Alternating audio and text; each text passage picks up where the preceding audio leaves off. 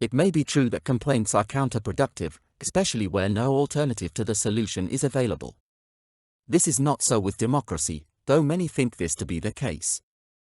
Perhaps our history of dictators and autocrats is why so many people embrace democracy. But as with so many other things, democracy is embraced more for the promises it makes than its performance. Democracy is better than autocracy. Democracy is better than fascism, dictatorships, and the divine right of kings. Democracy is better than anarchy or no government at all. But what is the measure by which we determine what system is better? Democracy promises the people freedom. Democracy promises to give the voter choice. This is better than no choice and no freedom, but are these the only things we should be looking at? It is easier to sell a poor product or service if the competition is even worse. The competitor of democracy is said to be autocracy, but this is not altogether true. There is competition between them, it is true, but the competition is similar to that of a lion and tiger both running after the same antelope. One may beat out the other, but it does not make much difference to the antelope, which predator wins the race. Westerners accuse less developed nations of holding sham elections.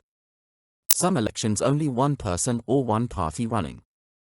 We in the Western democracies have a choice of candidates. But there is not much difference between them. Is the process by which a person gets into a position in which they are able to run for office a process that gives the people the best possible candidates? Indeed, one of the selling points of democracy is that the person elected is not of a degree of difference from the other candidates, that it matters little if your choice did not win the election.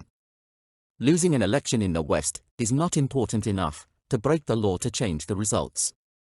Behind the January 6th protest are its opponents saying an election is not significant enough to warrant a revolution, even if stolen. But the one fact that has not changed and cannot be refuted is that regardless of what system we are in, we cannot share what does not exist. No government, whether autocratic or democratic, can share more than a pie, if the pie is all there is to share. And that holds true no matter how many pieces the pie is cut. Democracies are adept at shuffling and recutting what is being shared, but they cannot defeat the laws of physics. When the bits are all consumed, the total comes to one pie consumed. That does not prove democracy is illogical. But imagine a community in which everyone picks up manna and that is all there is to eat. What is the role of government in this scenario?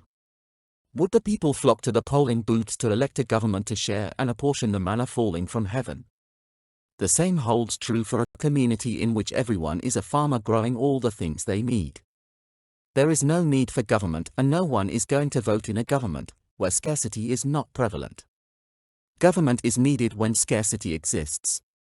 But it exists on the assumption power has a right to speak to scarcity. But even Athens, the home of democracy, understood the problem of free riders. Indeed, their democracy was possible because of slavery. Scarcity may be due to instrumentality or be systemic or of natural causes.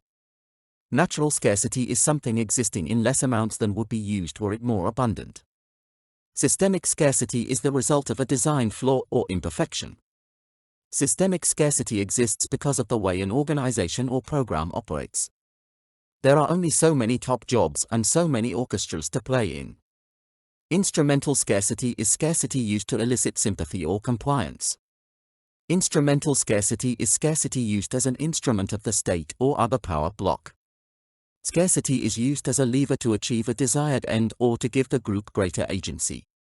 BLM is a group that specializes in creating or manifesting instrumental scarcity to give the group greater agency. If you understand instrumental scarcity, you will understand the obsession with racism in modern liberals. The more need and the greater the scarcity, the more need there is for governments. The more instrumental scarcity there is, the more people support the increased agency of governments. The illogic of democracy is that it attempts an end run around scarcity. The clearest expression of this is seen with socialism. Socialism is the idea that if one assumed the pie is not owned, and shares it equally, the best outcome will be achieved. Socialists claim capitalism creates selfishness in people who hog the lion's share of resources. The state is needed to create a more equitable sharing. Capitalism, on the other hand, argues that if we do not permit people to express their avarice, what will motivate them to work harder than anyone else? These arguments can both be true, in the way they are expressed, but two wrongs do not make a right, and using evil to counter evil still leaves us with evil. In other words, capitalism creates inequality and rewards the most aggressively selfish, but that does not give the state the right to steal what someone created, not even under the guise of pursuing an artificial conception of what is fair. Scarcity is problematical and systemic scarcity ought not exist, but systemic scarcity, or failures in the system, do not justify imposing instrumental scarcity on us. Government is a monopoly on power. This monopoly is maintained for a reason. But is this unequal distribution of power moral or good when the unequal distribution of wealth is demonized to justify the existence of the state? An unequal distribution of power benefits the politician and the socialist.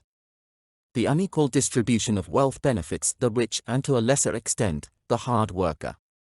This is why even when the failures of both sides of the equation are noted, the rational person sides with the least evil option, which is the right. If scarcity must exist, let it rest more on those who do the least to reverse it. This does not make the right moral or good nor logical. Society tends to settle for the least wrong option. This is not logical. But society is not logical. Our social system is about emotion. People do what makes them feel good. People think if they can compare themselves to others and feel good, they are on the right track. Democracy is better than the worst possible choices because it allows everyone to feel good. Let's agree on that. If we had a choice to be in a maximum security prison for life or being in a democracy, the choice is democracy. But this is not the definition of what is good, it is an illustration of picking what does the least harm. That is not much of a goal to strive for, not when the options are so few. We need to get beyond permitting our feelings to guide us. Going back to our original point. It was established that whatever system we are talking about, it cannot share what does not exist. That being said, it seems the preferred option would be the one that produces the most goods and services. On this basis we have suggested capitalism, for all of its faults, produced more than socialism. There is a simple reason for this, and that is because, for all of its faults, capitalism reduces freeloading more than socialism does. Capitalism is grounded in objective verification in its reliance on the market and the need to make a profit. The validation is not perfect, but it fares better than the emotional subjectivity that energies socialists. Freeloading and instrumental scarcity are moral equivalents, in that scarcity is the justifier for the formation of the state. This is a sin that capitalists and communists are guilty of, but it is expressed in opposite ways. Capitalists want protection for their property. The use of taxes to pay for the defense of their property is a form of freeloading, but it is a limited and unobtrusive kind of freeloading. Quite unlike what happens in socialism and communism and fascism, where the state all but takes over the economy. The difference between capitalism and communism is that the market shares what is available in capitalism and the state shares what is available in socialism and communism. Because the people who make the wealth share the wealth, for the most part, in capitalism, it is more capable of producing more goods and services. But it is not perfect. There is an issue it has not resolved. Capitalists bemoan the idea of public ownership, but private ownership is an abomination, also. We own only what we create. If we assume ownership is the precursor to the right to share what we have, claiming to own assets that you did not create is a logical and moral problem. Capitalism reduced its freeloader issues, but it did not eliminate them. Capitalism has not eliminated the impact liberalism has on the system. In fact, capitalism is as much a part of liberalism as socialism. It is fair to say capitalism has not eliminated the scarcity problem. To put it another way, scarcity may be reduced in one sector, by robbing Peter to benefit Paul, but it's a false and misleading way to reduce the optics of scarcity. The reality is the pie is the same size no matter how you slice and divide it. The only path to reducing scarcity is by increasing the size of the pie, and only innovation does this. The key to innovation is specialization, and that has little to do with socialism or capitalism and nothing at all to do with the state and what it does. Capitalism does not actually increase the size of the shareable pie. That is not what it is about. Capitalism invests in commercial property and operates it for a profit. Capitalism does not address the issue of poverty. This might be an absolute scarcity of what a person needs to live.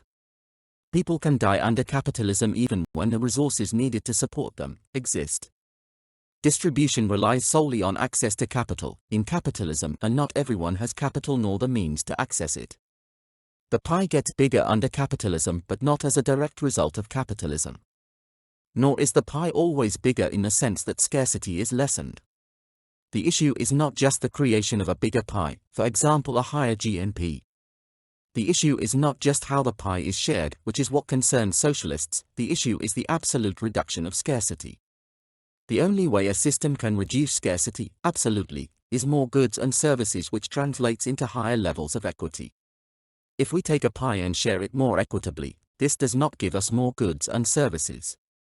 If we concentrate wealth in fewer hands, this will not decrease absolute scarcity. The same level of scarcity still remains and could grow. This is why the myth of lifting all boats on a rising tide of prosperity is not an acceptable policy. Maintaining the same level of inequity does not reduce scarcity.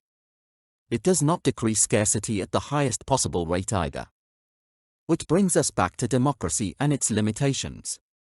No matter what you think of democracy, and regardless of whether we are speaking about direct democracy or representative democracy, a vote only shares what is available or picks someone to share what is available. There is no path by which democracy can reduce the level of absolute scarcity. This is not enough to prove democracy is illogical, though it is a good indicator that it probably is. There must be a logical alternative. Let's be clear, the power of the people is predicated on the idea that the people have the right to share the pie. But this has already been discredited. The only one with the right to share the pie is the one who made the pie. Numbers of supporters nor guns give ownership rights. These belong to the creator of what is shared. We call the protection of ownership rights plutocracy. Innovators and no other have authority over their creations. The corruption of the perfect idea of ownership of what we create may not seem problematical at first glance, but once it is understood that all progress is the result of innovation and all ideas originate in one mind, we ought to understand the power of the sterile do not override the rights of the creator. It is innovation and only innovation that reduces scarcity in the absolute sense, by creating the value that needs to exist, if the pie is to increase in size.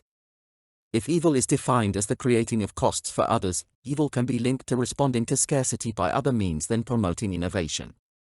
Innovation adds value to assets. Which means the category of evil things that responds to scarcity by means other than enhanced innovation includes democracy.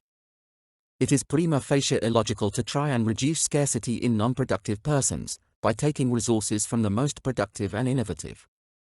It is even more illogical to have those who contribute the least to the community's wealth, to choose by popular vote, who will have the most power. The power to innovate gives a person the power and right to allocate.